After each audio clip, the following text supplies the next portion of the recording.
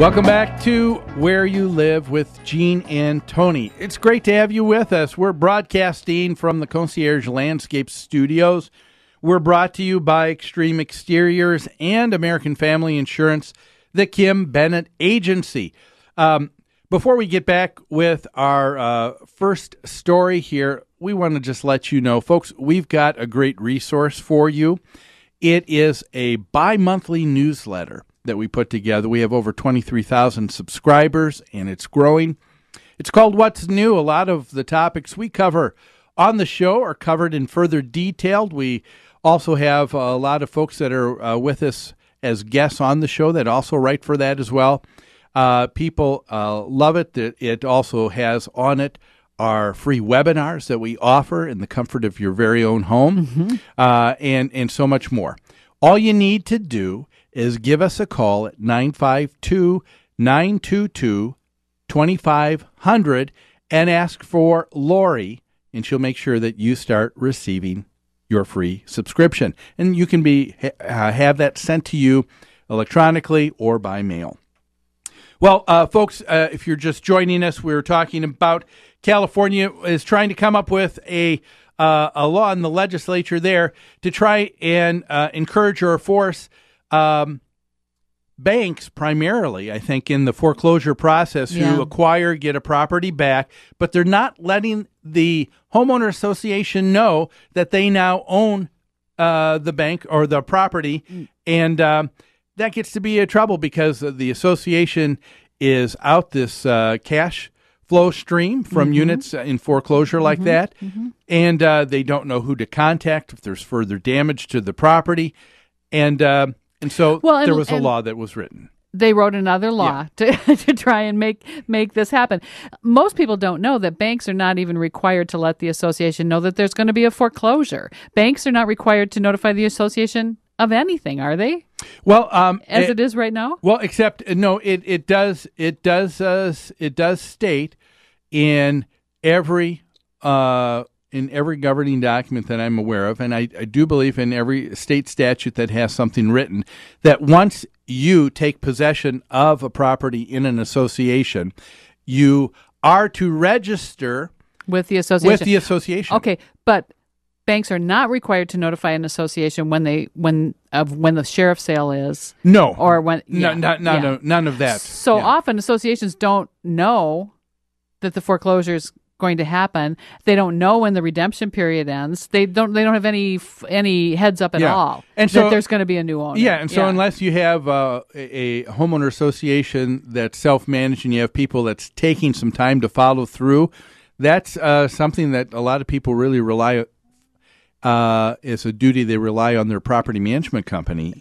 And is in working with attorneys and trying to track that and keep that information before them. But it is an issue, but what we were talking about, even though this is a good idea, this new legislation, I like the intent. The problem that we have with it is there is no enforcement piece to it. And like we said before, if you have a law without a consequence, all you have is a suggestion. It is not a law. That's right. And so what I wanted us to do, Tony, is to talk and offer maybe a tutorial 101 on when writing rules and regulations. Okay. Yeah, because that's a great idea because this is good advice for state legislatures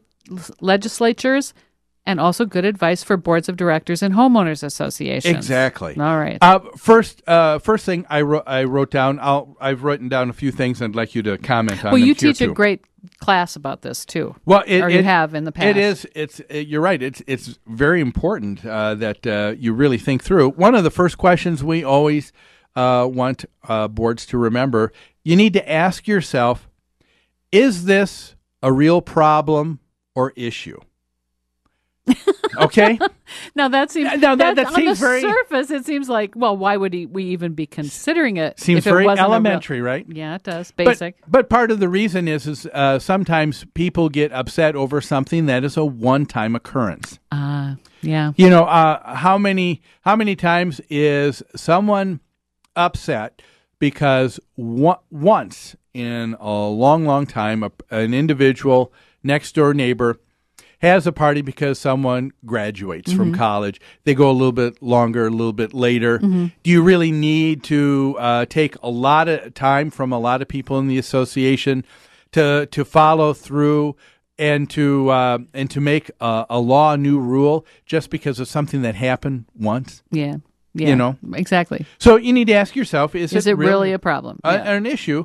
And then how about this? What behavior are we looking for? So what do we want to happen? Yeah. Okay. All right. What is the positive side of this? What are we trying to make happen? Yeah, and I don't think people think about that. A lot of times people are used to saying, I want to punish, I want to be punitive with someone. I want to ban, restrict, fine. Why? Punish. Because, hey, I was at one time in my life, and now it's my turn to mete it out to others. But, what is the behavior you're looking for? And the reason I ask that question is because you need to take a look at the enforcement piece, and that's what was missing here, right? Okay. Something that would ensure compliance. Gotcha. That's what we're looking for. So you have to know what compliance is. Yes. What would compliance mean? It would mean you show up at a certain day, you sign a certain thing, you fill out a certain form, whatever. It's got to be specific because then it can be measurable. There you See, go. if it's not specific and it can't be measurable, how do you know that someone is breaking it? Because otherwise it becomes subjective instead of objective. I can't describe it, but I know it when I see it. Yeah. and again, it seems elementary, but isn't that true though? People say, I get upset because, what they're really saying is it feels like this shouldn't happen.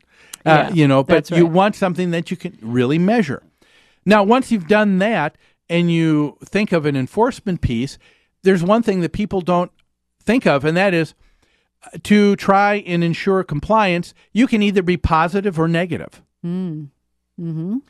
Give us some examples. You can be positive. For example, in the case of someone needing to register, how about requiring a new registration fee that might be $750 for registering, but it is something that the person gets back once they've registered with the association.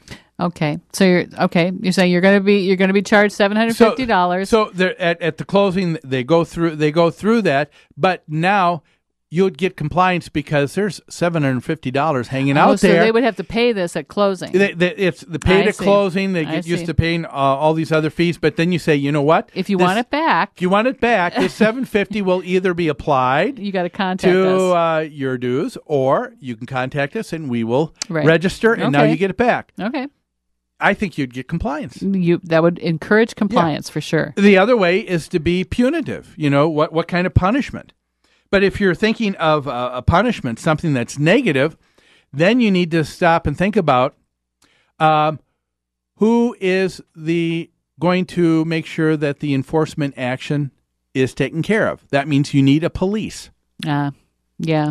And so do you really have someone who is able to track that? That's why I like things if they can be positive, that where there's an incentive for someone else to do the right thing. Yeah.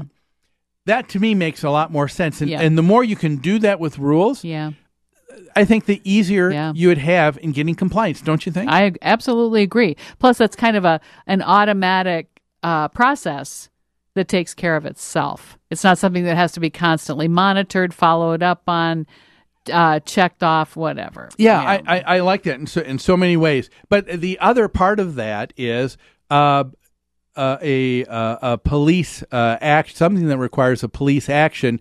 Then you need to know, do we have the ability to do that? Because that's not necessarily a duty of the management company. The management company isn't present at the property 24/7. That's right. To take a look at all instances of something being broken. And so you can go quite some time, and that's where some people get upset, I think, with rules and regulations.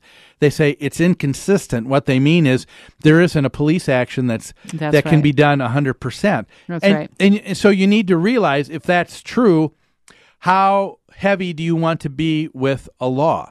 I mean, we have.